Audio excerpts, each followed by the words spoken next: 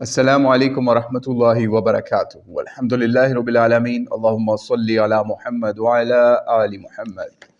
یہ ہمارے ہاتھ میں ایک کتاب ہے نہج البلاغہ، جس کے اندر مولا علی علیہ السلام کے خطبات، ارشادات، مکتوبات درج ہیں اور جو کہ ان سے منسوب ہیں۔ تو آج اس میں سے ہم ایک اہم خطبہ جو کہ آپ نے اپنے اصحاب کو فرمایا، ارشاد فرمایا، 197 خطبہ ہے، اس کو آج ہم پڑھنے جا رہے ہیں کہ آپ کو پتہ چلے کہ مولا علی کا محبت کا دم بھرنے والوں کو کیا چیزیں اپنانی چاہیے جو کہ مولا علی نے ان سے ارشاد فرمائی۔ تو آئیے ذرا اس کو شروع کرتے ہیں۔ 197 خطبہ ہے۔ حضرت علی اپنے اصحاب کو یہ نصیحت فرمایا کرتے تھے، نماز کی پابندی اور اس کی نگہداشت کرو اور اسے زیادہ سے زیادہ بجا لاؤ، اس کے ذریعے سے اللہ کا تقرب چاہو، کیونکہ نماز مسلمانوں پر وقت کی پابندی کے ساتھ واجب کی گئی ہے۔ کیا قرآن میں موجود جو ایک آیت ہے اس کی طرف ریفر کیا جا رہا ہے کہ دوزخیوں کے جواب کو تم نے نہیں سنا کہ جب ان سے پوچھا جائے گا کہ کون سی چیز تمہیں دوزخ کی طرف کھینچ لائی ہے، تو وہ کہیں گے کہ ہم نمازی نہ تھے۔ بلا شبہ نماز گناہوں کو جھاڑ کر اس طرح الگ کر دیتی ہے جس طرح درخت سے پتے جھڑتے ہیں، اور انہیں اس طرح الگ کرتی ہے جس طرح چوپایوں کی گردنوں سے پھندے کھول کر انہیں رہا کیا جاتا ہے۔ رسول اللہ صلی اللہ علیہ وآلہ وسلم نے نماز کو اس گرم چشمے سے تشبیہ دی ہے جو کسی شخص کے گھر کے دروازے پر ہو اور وہ اس میں دن رات 5 مرتبہ غسل کرے، تو کیا امید کی جا سکتی ہے کہ اس کے جسم پر کوئی میل رہ جائے گا؟ آپ یہ سوچئے یہاں پر 5 دفعہ وضو یا غسل کرنے کی بات ہو رہی ہے، جس سے پتہ چلتا ہے کہ 5 وقت کی نمازیں بہتر یہی ہے آپ علیحدہ علیحدہ 5 اوقات میں پڑھیں۔ مولا علی کا خطبہ ہے، ہم اپنے پاس سے کچھ نہیں کہہ رہے اس میں، ٹھیک ہے؟ آگے چلیے، 5 مرتبہ غسل کرے تو کیا امید کی جا سکتی ہے کہ اس کے جسم پر کوئی میل باقی رہ جائے گا؟ نماز کا حق تو وہی مردان باخدا پہچانتے ہیں جنہیں متاع دنیا کی سج دھج اور مال اور اولاد کا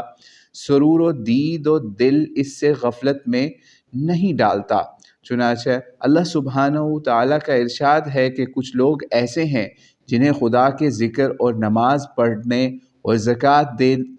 دینے سے نہ تجارت غافل کرتی ہے نہ خرید و فروخت، اور رسول اللہ صلی اللہ علیہ وآلہ وسلم باوجود یہ کہ انہیں جنت کی نوید دی جا چکی تھی، بکثرت نماز پڑھنے سے اپنے کو زحمت ڈالتے تھے، چونکہ انہیں اللہ کا ارشاد تھا اپنے گھر والوں کو نماز کا حکم دو اور خود بھی اس کی پابندی کرو۔ چنانچہ حضرت اپنے گھر والوں کو خصوصیت کے ساتھ نماز کی تاکید بھی فرماتے تھے اور خود بھی اس کی کثرت و بجا آوری میں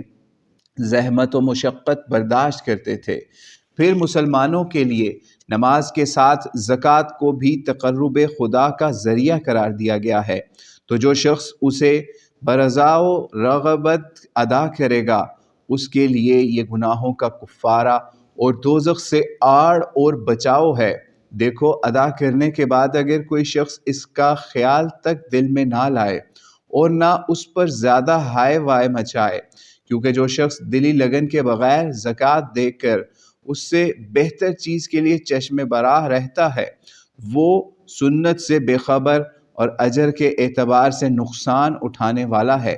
غلط کار اور دائمی پریشانی و ندامت میں گرفتار ہے۔ پھر امانت کا ادا کرنا ہے، جو اپنے کو امانت کا اہل نہ بنا سکے وہ ناکام و نامراد ہے۔ اس امانت کو مضبوط آسمانوں اور پھیلی ہوئی زمینوں اور لمبے چوڑے گڑے ہوئے پہاڑوں پر پیش کیا گیا، بھلا ان سے تو بڑھ کر کوئی چیز لمبی چوڑی اور اونچی بڑی نہیں ہے، تو اگر کوئی چیز لمبائی چوڑائی یا قوت و غلبہ کے بلبوتے پر سرتابی کر سکتی ہوتی تو یہ سرتابی کر سکتے تھے، لیکن یہ تو اس کے عقاب و عتاب سے ڈر گئے، اس چیز کو جان گئے جسے ان سے کمزور تر مخلوق انسان نہ جان سکا۔ بلا شبہ انسان بڑا ناانصاف اور بڑا جاہل ہے۔ یہ بندگان خدا رات کے پردوں اور دن کے اجالوں میں جو گناہ کرتے ہیں وہ اللہ سے ڈھکے چھپے ہوئے نہیں، وہ تو ہر چھوٹی سے چھوٹی چیز سے آگاہ اور ہر شے پر اس کا علم محیط ہے۔ تمہارے ہی اعضاء اس کے سامنے گواہ بن کر پیش ہوں گے، اور تمہارے ہی ہاتھ اس کے لاؤ لشکر ہیں، اور تمہارے ہی قلب و ضمیر اس کے جاسوس ہیں، اور تمہاری تنہائیوں کے عشرت کدے اس کی نظروں کے سامنے ہیں۔ تو یہ مولا علی سے منسوب خطبہ آج 197 ہم نے نہج البلاغہ سے آپ کے سامنے پڑھا، جس کے اندر آپ نے نماز اور زکوٰۃ اور اس دین کی جو امانت اللہ تعالیٰ نے مسلمان امت کو یا انسان کو پیش کی، اس کے بارے میں مولا علی نے بتایا کہ ہمیں کس طریقے سے اس پر فوکس کرنا چاہیے۔ اور اس سے ہمیں یہ چیز بھی پتہ چلتی ہے کہ مولا علی علیہ السلام وہ گریٹ ہستی تھے کہ آپ ان کے خطبات پڑھیں اور آج ان لوگوں کے خطبے یا ان کی مجلسیں سنیں جو ان کا نام لینے کا دعویٰ تو کرتے ہیں، لیکن ان کی مجالس کے اندر آپ کو یہ چیزیں بہت کم نظر آئیں گی۔ بہت کم ان کے علماء ایسے ہوں گے جو کہ ان کو مولا علی کے ان اعمال، ان افکار، ان خطبات، ان ارشادات کی طرف راغب کرتے ہوئے آپ کو نظر آئیں گے، جیسا کہ ہم نے آج آپ کو پڑھ کر سنایا۔ زکوٰۃ کی بجائے وہ خمس اور دیگر لعنت، ملامت، ان چیزوں کی طرف مسلمانوں کو یا اہل تشیع کو لگانے کی کوشش کرتے ہوئے ہی آپ کو نظر آئیں گے، یا پھر آپ کو یہ دکھاتے ہوئے نظر آئیں گے کہ فلاں قبر کی زیارت کرنے چلے جاؤ تو تمہیں اتنے حج کا ثواب مل جائے گا، فلاں مجلس کرا لو تو تمہارے اتنے گناہ معاف ہو جائیں گے۔ تو اس طرح کی چیزیں آپ کو دکھاتے ہوئے نظر آئیں گے، لیکن مولا علی علیہ السلام وہ ہستی ہیں جن کا ہم نے نہج البلاغہ سے آج 197 خطبہ پڑھا